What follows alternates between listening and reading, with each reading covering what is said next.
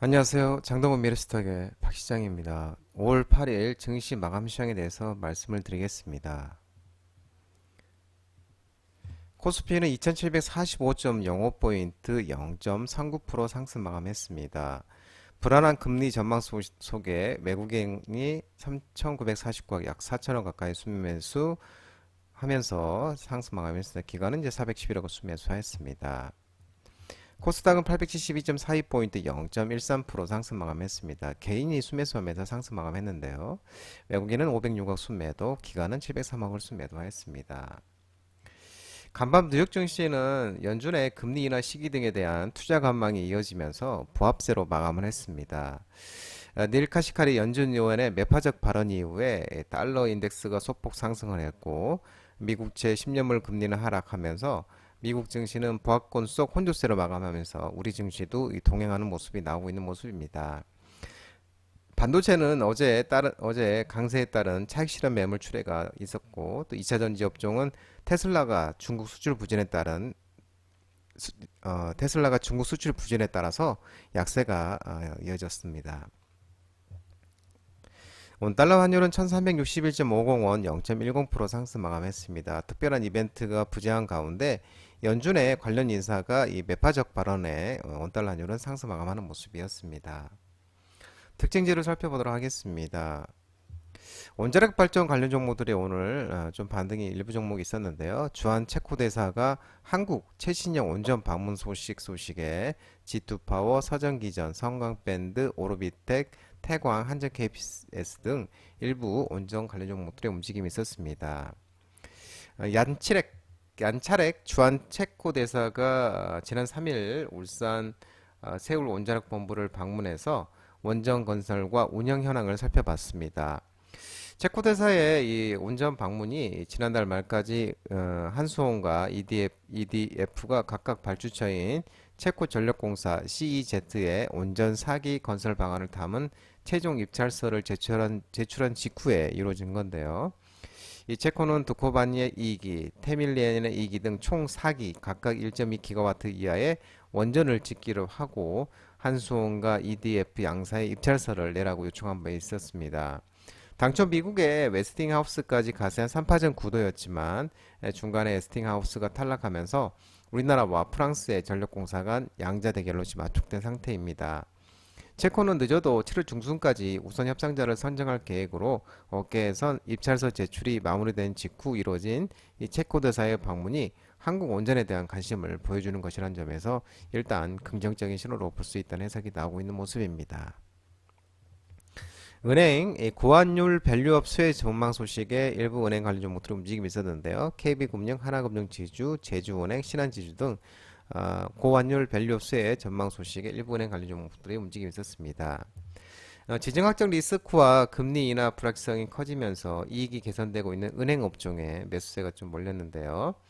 은행주의 1분기 영업이익이 컨센서스를 9,200억 원 웃돌았다고 밝혔고요. 이어 1분기 실적 시즌을 거치면서 이익 모멘텀이 개선되고 외국인 수급이 우호적으로 흐를 수 있는 업종에 집중해야 할 시기라면서 특히 이제 고환율과 밸류업 모멘텀 수혜를 받을 수 있는 반도체, 자동차, 기계, 금융은행, 보험 업종을 중심으로 이렇게 한 보고서에서 말하고 있는 모습입니다.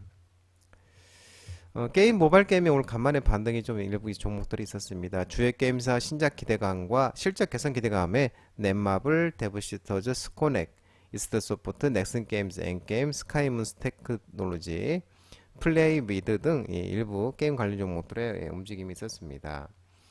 최근에 부진한 모습을 이어왔던 게임주들이 신작 기대감과 실적 개선 기대감이 커지면서 반등하는 모습을 보였는데요. 넷마블이 나 혼자만의 레벨업 어라이즈를 글로벌 출시할 예정이고 해당 게임이 글로벌 누적 조회수도 143억 뷰를 기록한 앱툰을 원작으로 한 다중 접속 역할 수행 게임 MMORPG로 사전 등록자가 1,500만 명을 돌파하면서 신작 기대감이 확대되고 있는 모습입니다. 최근 또 NC소프트 리니지 M은 애플 앱스토어에서도 이 120일 만에 매출 1위를 탈환한 바 있고요. 또 전일 어제 이제 이메이드가 2024년 올해 1분기 실적 발표를 했는데 매출액은 전년 대비 71.77% 상승, 영업 손실은 적자폭 축소됐고 순손실 또한 전년 동기 대비 적자폭 축소가 나왔고요. 오늘 이제 대부 시스터즈가 1분기 실적 발표를 했는데 전년 동기 대비 18.26% 매출은 늘었고 영업이익은 81.4억 원으로 전년 동기 대비 흑자 전환했습니다. 순이익 또한 95.37억 원으로 전년 동기 대비 흑자 전환하면서 대부 시스터즈가 흑자 전환을 하는 모습이었습니다. 일부 게임주들의 이제 1분기 실적이 기대치를 웃돌면서 기대감이 좀 커지는 모습이고요.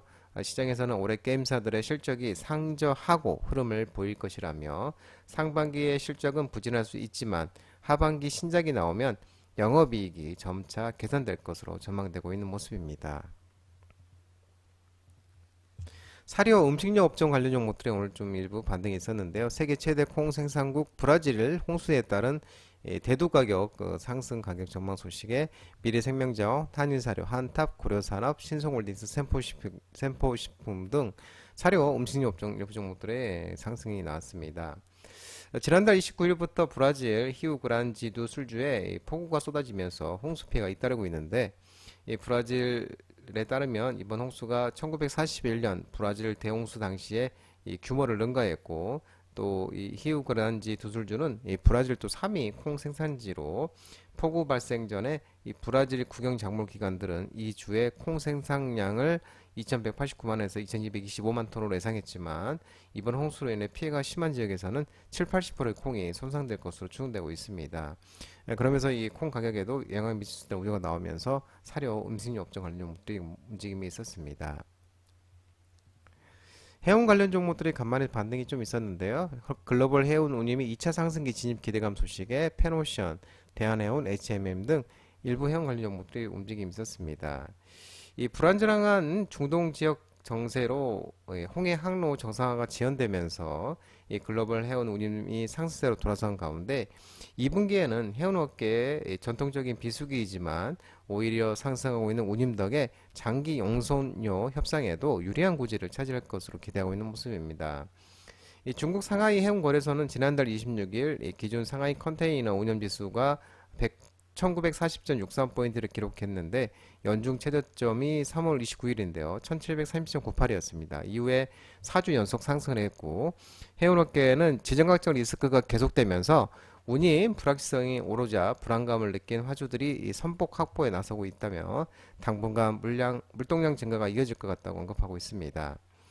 시장에서는 또 예멘 후티 반군의 산발적 위협이 미국을 비롯한 이 다국적군 투입으로 조기 종식되면서 홍해 항로 안정화를 예상을 했지만 최근 이란과 또 이스라엘 간 군사적 긴장이 고조되면서 항로 정상화가 지연되고 있는 데다 성수기를 앞둔 하주들의 선제적 물량 확보까지 겹치면서 해운 운임 상승폭이 생각보다 더 커질 가능성이 높은 것으로 전망되고 있는 모습입니다. 한국해양진흥공사는 이 관계자가 올해 해운업계 전망이 안 좋을 것으로 예상됐지만 최근 운임 급등으로 실적 개선이 기대된다고 언급하고 있는 모습입니다.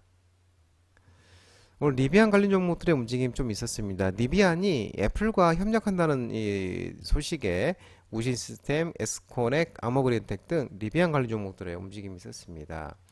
애플이 미국 전기자동차 리비안과 협력 논의를 진행 중인 것으로 전해지고 있는데 애플은 리비안과 협업을 통해 전기차 시장에 진출할 가능성을 여전히 염두에 두고 있고 리비안이 애플의 기술을 활용해 개발하고 또 제조하고 전기차 신제품을 출시하는 등 이런 방식의 협력이 이루어지는 시나리오도 여전히 유효한 것으로 볼 수 있는 것으로 알려지고 있습니다. 애플이 리비안과 힘을 합친다면 그동안에 자체 개발한 자율주행 등 기술을 가능한 이른 시일에 상용할 수 있을 것이라며 긍정적 전망을 내비치고 있는 모습이고요. 특히 애플과 리비안이 손을 잡게 되면 아마존과 애플의 새로운 관계가 맺어지게 된다는 게 업계의 관측이며 아마존은 이제 리비안의 대주주입니다. 참고로 또 AI 인공지능 미래에 대해서 상상 가능한 협력의 여지가 있을 수 있다는 분석도 나오고 있는 모습입니다. 한편 리비안은 장 마감 후에 시장 예상치를 밑도는 분기 실적을 공개를 했지만 올해 예상 생산량은 5만 7천 대로 기존 그대로 유지하기로 했습니다. 장동훈 미래스탁 전화번호는 166-3797입니다. 끝으로 장동훈 대표 유튜브 채널 구독과 좋아요 많이 부탁드리고요. 알림 설정을 꼭 해두시기 바랍니다. 유튜브 채널에 보면 공유가 있습니다. 공유, 소개 링크 많이 부탁드리고요. 유튜브 장중 라이브 무료 방송 진행하고 있으니까 혼자 하기 힘드신 분들이나 도움이 필요하신 분들은 언제든지 오셔서 많은 도움 받아가시기 바랍니다. 오늘 시장 모든 분들 고생 많으셨고요. 남은 시간 평안한 시간 되시기 바랍니다. 감사합니다.